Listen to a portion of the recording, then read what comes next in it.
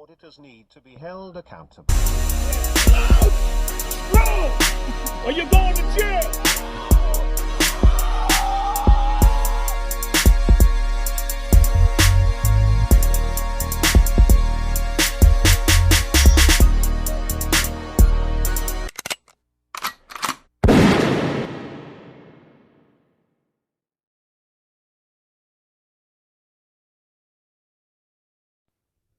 Hey everyone, so today we're going to talk about some of the T.U.F.S of being a good auditor, because I think we all can say that there are bad cops out there, there are good cops, there are good auditors, there are bad auditors.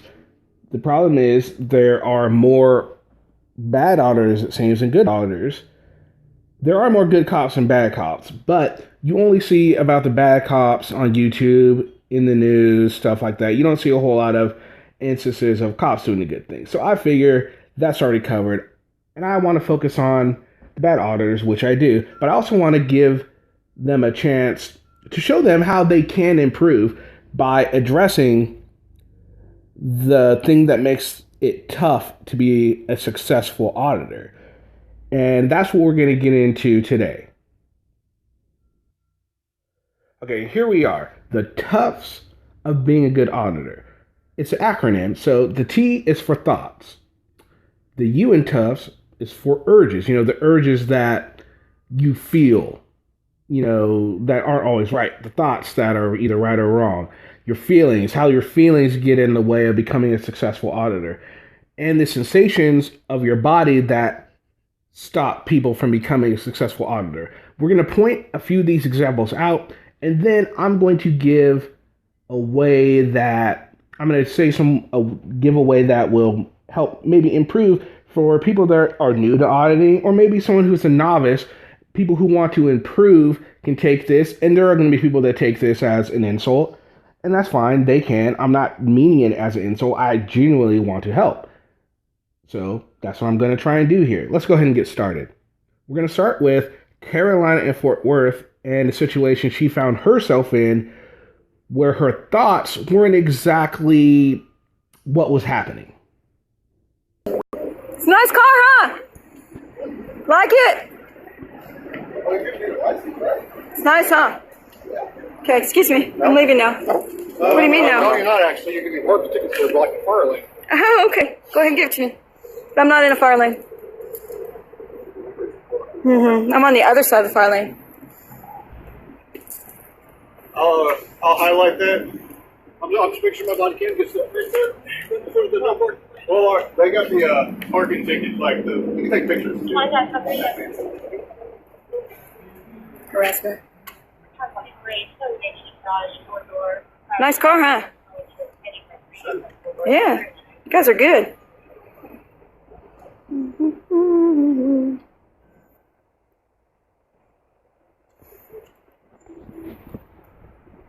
So I'm getting a parking ticket. We're supposedly parking in a fire lane, but it's not a fire lane. I'll fight it.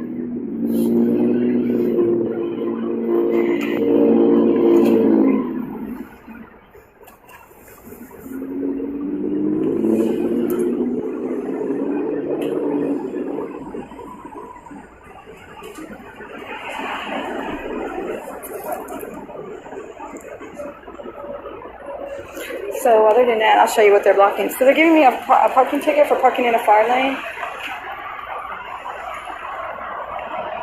But I'm over the line right there, see? I can park right there. It says no parking fire lane.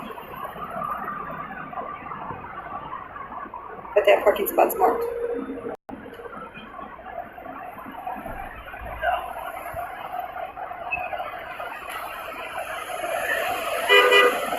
You're just gonna mail it to me, right? Huh? You're just gonna mail it to me, right? Mail what to you? I said you're just gonna mail it to me, right? No. I actually need your last name. I'm not giving you my last name. I'm not driving. You parked your car there. You just How said do you it was know? your car. Yeah, it's my car. Yeah, and you just parked in the fire lane. Well, why don't you look it up? Which is against the law. Okay, so give me a park. So there you are. Carolina thought that she was not in a fire lane. Turns out she was.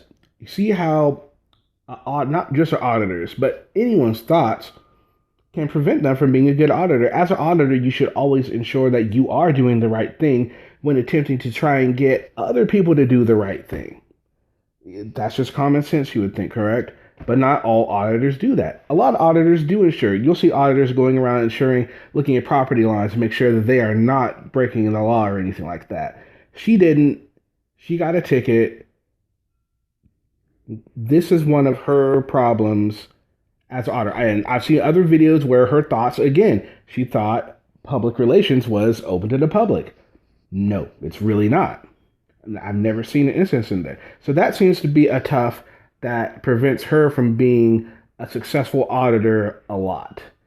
So next, we're going to look at urges. What are some of the urges that prevent people from becoming a successful auditor? And here we're going to look at another blunt, please, an interaction he had with some officers. I'm 10 feet away. By law, 10 feet away. What's your name, officer? What's your name, officer? Ready. Ready? Okay. And what's your badge number? 3962. Okay. What precinct are you from? Sir. 5D. Stop screaming, man. Why are you screaming at me like a animal? I don't have to. Yes, you do, sir. No, I don't, man. You're a public servant, man. You work for me. I pay taxes. For what? What's your probable cause for taking me to jail? Unlawful. No. Just step back. No. What's your Step probable back. cause? I'm 10 feet away. Somebody give me some privacy tape. I'm 10 feet. I'm 10 feet away, man. That's the law. Let's go. It's in my car. That's 10 feet away, man, by law. Constitution, man, 10 feet away, man. It's my constitutional right. First Amendment right, man, to record public officials in their capacity. Thank you. Sir, I'm going to ask you to step back. I am stepping back. Step back for me, sir. I'm going to make Don't touch me. Don't put your hands on me. Don't put your hands on me, man. Sir, do me a favor. That's Step 10 back feet. for me. Sir, if you don't step back, I'm going to take you to jail. For what? What's the charge? What's the probable cause? Interfering in police I'm investigation. not interfering. I'm recording. It's my constitutional right. If you come across this tape, you're going to go to jail, sir. Well, look, man. Look, stop being aggressive, man. Not being aggressive, Stop sir. being aggressive. You gonna violate my rights today? Are you gonna try to violate my rights today? Pull that car right here. Are you gonna violate? Step out of the street, sir. Stop screaming at me like I'm a kid. I'm jaywalking. That don't even exist in DC, man. Pull your car up here. Yeah, that's right. Pull the car up there, man. Take this lane right here.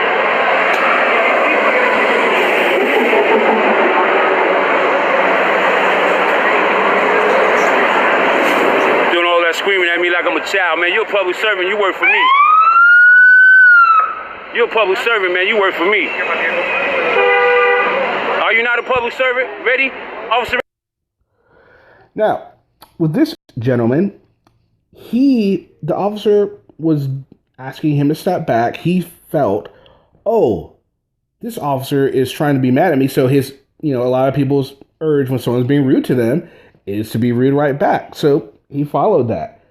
And it also helps him get content. And that, of course, just because the interaction is what gives them money. So to them, they are making money.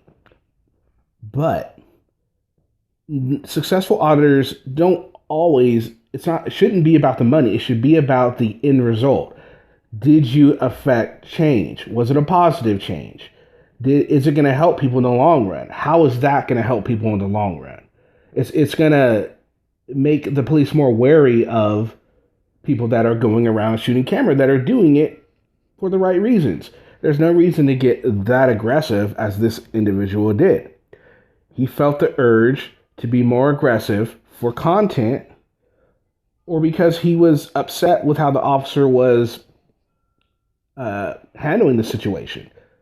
So, my advice to him, or anybody else who might have this particular issue with their T.U.F.S, to take a deep breath. Relax. Just go with the flow. Do what you're going to do. Let the officer, if the officer's making himself look like a fool, which he wasn't in this situation at all. This officer was doing pretty good. Could have been a great interaction. It could have been a great interaction. He might have been able to get some information off of this officer. A spoonful of sugar goes down a lot faster than a spoonful of vinegar. Remember that for you new auditors, and maybe you moderate auditors that are looking for a way to improve. Not necessarily improve your subscriber count, but to improve your interactions with police, with government officials, and for an end result. Okay, So this next one, we're going to go with feelings. Now, there are a lot of auditors I could go on to this one, but I thought I'd take a look at Auditing America and one of his recent episodes. This one's really bad, and you'll see. You don't have to give up your rights in order to enter a building that you finance and check on your employees to make sure that your tax money is doing the right thing.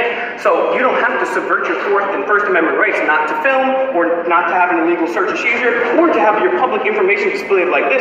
So instead of a sign, which is legal, saying you must sign in, there's no law. So when you put up a sign that is an illegal sign, there's no law. That'd be like, if I just made a random law up and tried to enforce it, that's illegal. And police officers are supposed to protect your rights, not get you to waive them. And now it's a please because they want you to willingly subvert your rights. So we're here just to say that this is taken down because it was illegal, at least on 3 levels.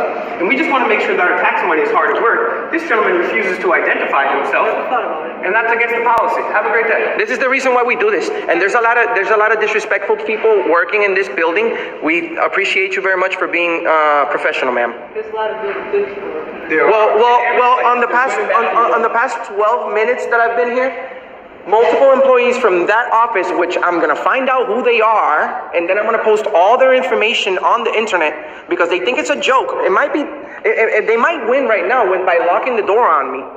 But guess what? There's such thing called as a public records request, and I'm going to find out who they are, and I'm going to find out how much they get paid. I'm going to find out their home address, and I'm going to put all their information on the internet.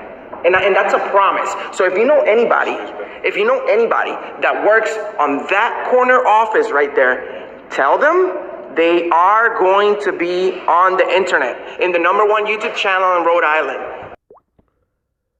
Okay, so there our friend Anselmo felt he was being disrespected. So he went on this rant saying he was going to dox the people in this office, put their addresses online, and just basically possibly ruin someone's life by having his viewers, do whatever it is that they were going to do. Not saying that they were going to do something, but if there are certain individuals that were, that could be bad for them. It can cause anxiety. It could cause a loss of a job. I mean, there's just many things, and he has yet to retract anything he said about that, and all because he felt he was disrespected. But if you go on a lot of videos, he disrespects the police, he disrespects citizens, he disrespects police officers. I mean, the list goes on of who this guy disrespects. So, how he can fix this situation. Again, maybe use some of that court-ordered anger management techniques that he's been learning. Take that to effect.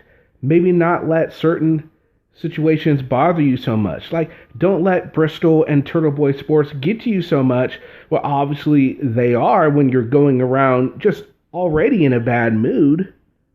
Obviously they're hitting some nerves. And even though you don't want to admit it, it's really obvious in your audits the way you're going about them that they are bothering you. So, new auditors, moderate auditors, just make sure your feelings are in check, because they can be T.U.F.S that prevent you from being a successful auditor. Next, we're going to go with sensations, your body sensations. And for this, we're going to go with our good friend, Breaking the Flaw. No, not Breaking the Flaw, but Demand the Truth. Hey, someone sexually assaulted me, and they're here still in this building. I have a video of it happening, and is also physically assaulted me. What would be the protocol? The protocol, as in any criminal complaint, would be an investigation would be conducted, your information would be collected, and that other person's information would be collected if it could be. If you have a complaint and you think this happened, okay? So no, I'll interrupt you there. Right. So I have a video right now of me being physically and sexually assaulted. Okay. Right? I brought it to number 3, Lieutenant number 3 over there, and he just took my statement and he's refusing to follow up with the other person. Okay, there you are. Did you notice the sensation that was going on with his body? It was shaking. He was shaking while he was just having a normal interaction with a police officer. Now, if any of you have been noticing what's been going on with Mr. Turbot, this, of course, was before he was picked up for the warrant that he had, thanks to Bristol and the Turtle Boy Sports. So, obviously, when you look back at some of these videos, you now understand why he was shaking. It was because he had a warrant, and he was afraid that he was going to get picked up. So that, of course, makes sense now. So, my advice to Will and to any new auditor and any moderate auditor, if you have pending criminal charges, it probably is not a good idea to be an auditor. You might want to get those taken care of beforehand. Josh Abrams is another example. He had pending charges, decided he wanted to be a auditor, and we still don't know what's going on with his charges. I mean, how they're going to end up. He could be being locked up for a while. He might not. Don't know. But if you are an auditor, please make sure you have all of your charges wrapped up. Okay, so in closing, make sure you have your thoughts in order. Make sure you keep your urges in check. You put a cap on your feelings and ensure that you have your bodily functions in check. And if you are able to do all these, you can overcome the T.U.F.S that you need to become a successful auditor. You might not be the most popular auditor, but you will be an auditor that's able to get things done. And that is, I think, the biggest thing you need to realize. Just because an auditor is successful doesn't mean they are a good auditor. And just because someone is a good auditor, it doesn't mean that they are a successful auditor. There is a difference between the two, and I think the 1A community needs to do a better job of differentiating the two. Most of these auditors are trying to be successful auditors as opposed to good auditors.